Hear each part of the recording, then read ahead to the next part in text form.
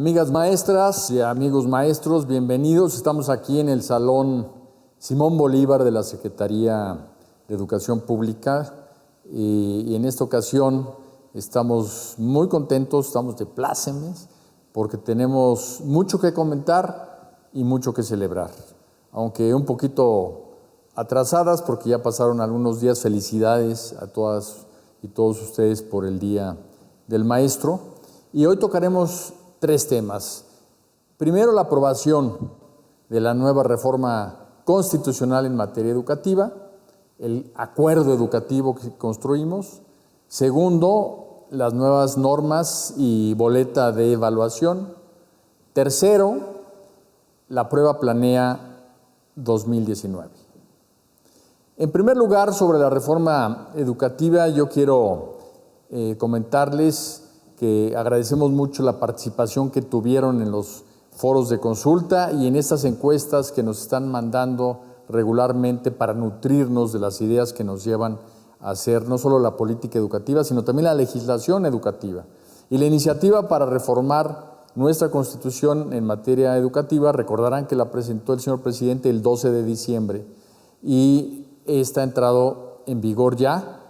Esto abroga totalmente la reforma educativa previa, lo que es un gran logro para la educación pública en México, para el magisterio, y además nos permite dar el gran paso para mejorar nuestra educación pública y revalorizar a nuestro magisterio. ¿Por qué? En primer lugar, a las maestras y los maestros se les reconoce ya en la Constitución como agentes fundamentales del proceso educativo. Y por tanto se reconoce su contribución a la transformación social. Desde que devolvimos el lugar que se merece el magisterio, quiero comentarles que han subido en las encuestas el aprecio de la sociedad a la tarea docente. Solo tendremos mejores maestras y maestros dándoles un trato mejor, más digno, más profesional, y por ello estamos dejando atrás ya las evaluaciones punitivas y las vinculadas a la permanencia en el empleo. Estas jamás debieron imponerse y sin duda perjudicaron el desempeño en el aula. Todas las mediciones nacionales e internacionales sobre logro académico hablan que durante los últimos 6 años bajó el aprendizaje de nuestras niñas, niños y jóvenes. Por ello es que nunca más habrá una reforma educativa sin la participación directa de los maestros, como fue precisamente la elaboración ahora de este acuerdo nacional. Y por ello, el cambio fundamental, y esto ya se siente, es que en vez de tener una autoridad educativa que los acose y los persiga, el magisterio tiene hoy, además, un nuevo derecho: el Sistema Integral de Formación, Capacitación y Actualización. Y por cierto, gratuito. También se crea el Sistema Nacional de Mejora Continua de la Educación, al servicio de la superación de normales y de las maestras y maestros activos. Algo que quiero destacar es que el acuerdo educativo que construimos plantea que en los procesos de enseñanza y de aprendizaje, las madres y los padres de familia, los tutores también, compartan la responsabilidad formativa con las profesoras y los profesores. Nada de que le dejo a mi hijo y usted atiéndalo. Se trata de que haya realmente compromiso de todos centrado en las niñas, los niños y los jóvenes. Con ello se logrará un verdadero y positivo cambio en sus familias y en el entorno social que los sustentan. Vamos a trabajar mucho con ellos para que sepan que ellos apoyan o entorpecen el aprendizaje de sus hijos de acuerdo al ambiente familiar. Sin duda, estamos en un momento histórico para la educación pública en México. Se acabó la evaluación punitiva, pero estamos dando a conocer una nueva normatividad, los lineamientos de la evaluación para continuar ahora con una evaluación que se llama diagnóstica, pero además multifactorial.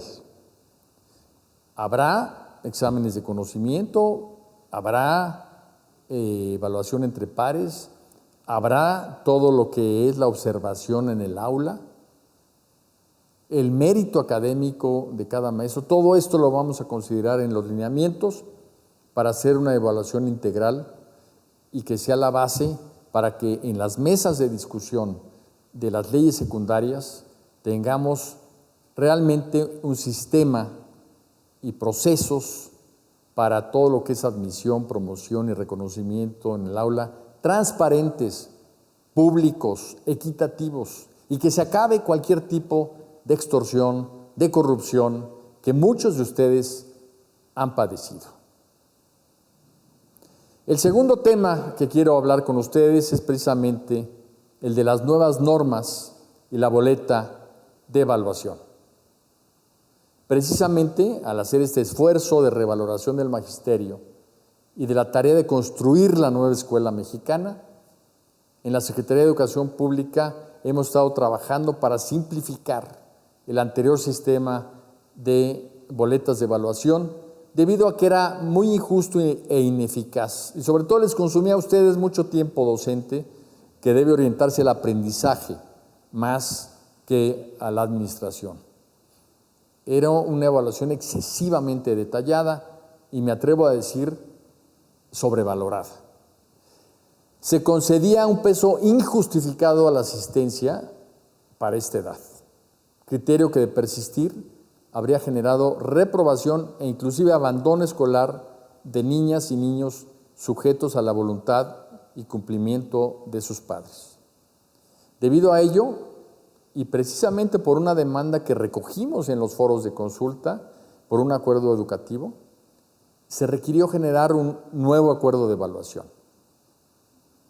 Este documento parte de una nueva filosofía educativa focalizada en niñas, niños, adolescentes, que nunca se habla de esta edad, pero es crítica, y jóvenes, considerándolos lo que son y deben de ser siempre el centro y fin de toda la tarea educativa y formativa, que incorpora nuevas ideas de la investigación y que responden a principios de equidad y de derechos. La reprobación y la consecuente repetición, además, no contribuyen a mejorar el aprendizaje de los niños.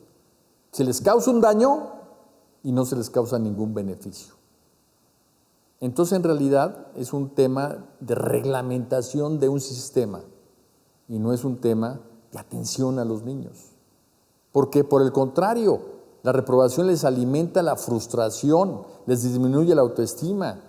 ¿Y saben qué? Es la antesala de la deserción o abandono escolar. El grupo de personas que abandonan la escuela es mayoritariamente de niñas y niños reprobados. Es por ello que la evaluación debe ser diagnóstica y formativa y no intimidatoria.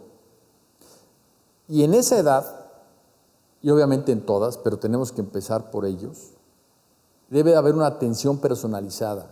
Si un niño está rezagado, pues hay que atenderlo, hay que ver las causas, si son de aprendizaje o si son de nutrición o si son de su casa que vive violencia intrafamiliar o problemas de cualquier tipo, para llegar a las causas y no para castigar las consecuencias.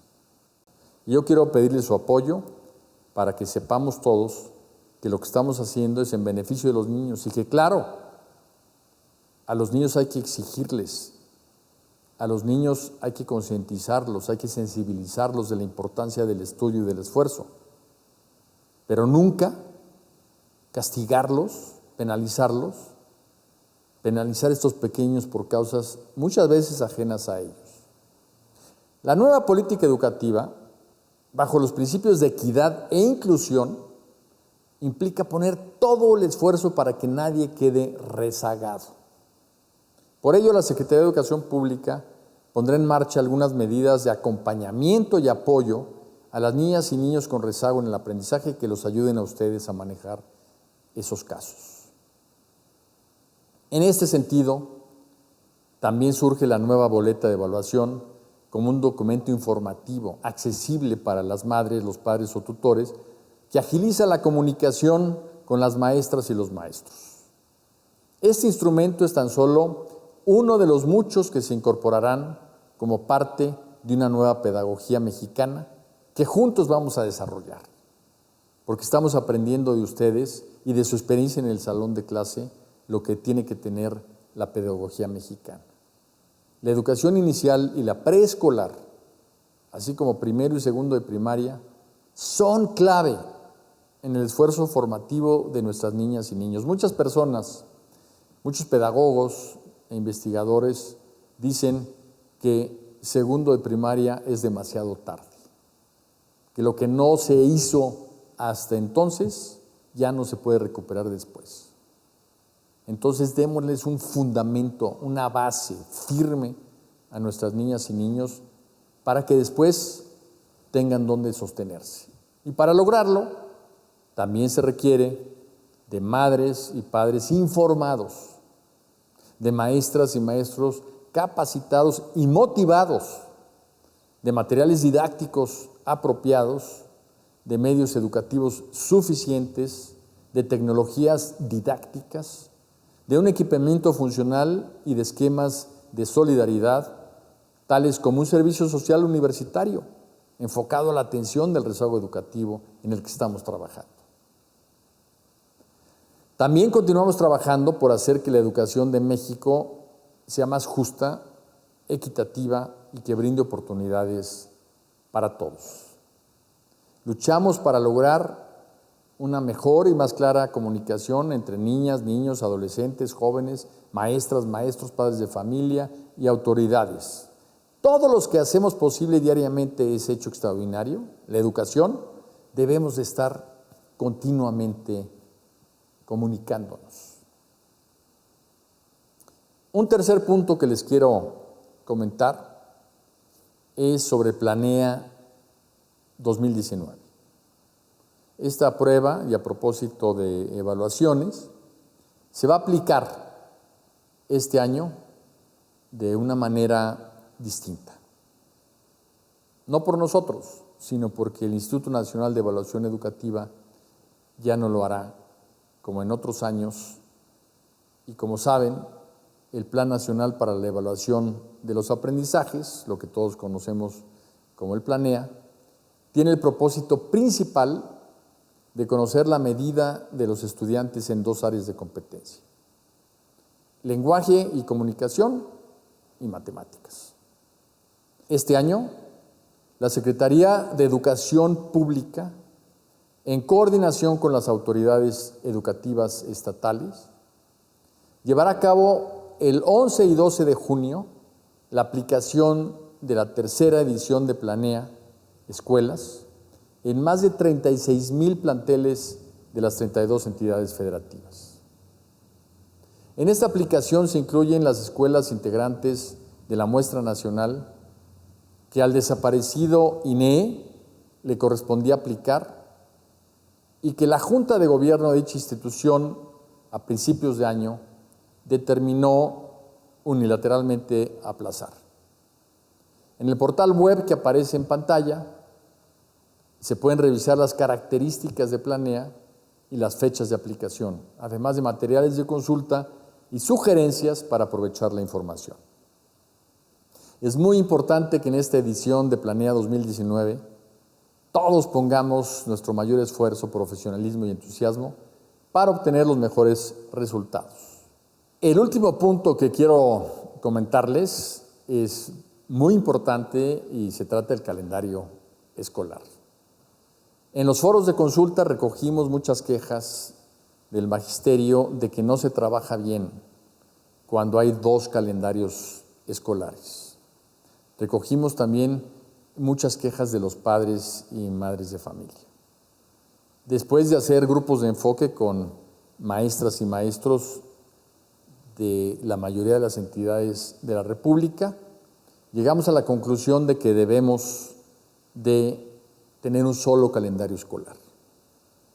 Este va a ser de 190 días y va a aplicarse en todo el territorio nacional. Cualquier cambio que haya al calendario tendrá que ser autorizado por la Secretaría de Educación Pública y solicitado por el gobierno estatal correspondiente. La idea, en este caso, al escuchar a las maestras y maestros, es darles más tiempo para la descarga administrativa. Es tener una semana previa precisamente para esto y otra semana de capacitación en los nuevos conceptos de la nueva escuela mexicana.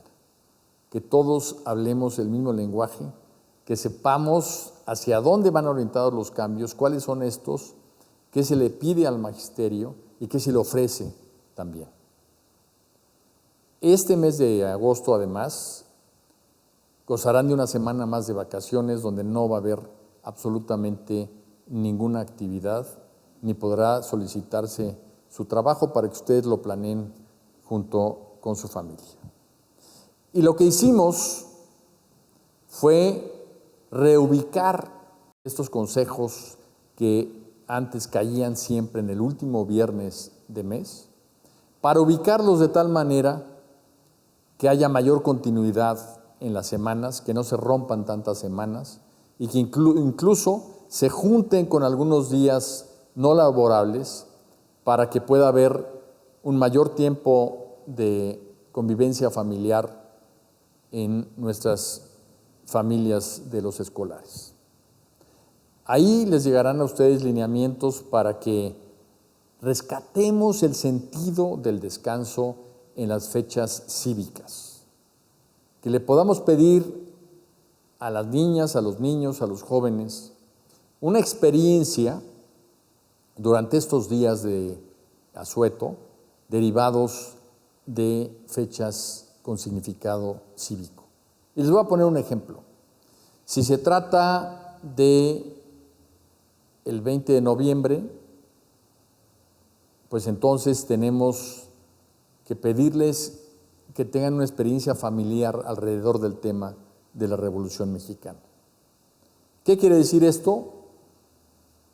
Todo, cualquier experiencia. Pueden juntarse e ir a un museo, tomarse una selfie y eso platicarlo en el grupo al regresar del descanso.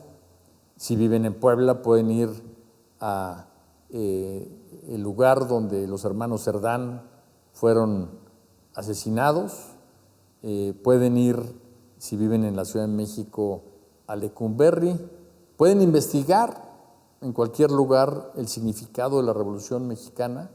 Lo importante es que vivan una experiencia familiar totalmente original, que cada quien proponga lo que sea y que tengan testimonio de eso a su regreso del descanso y lo puedan compartir en grupo.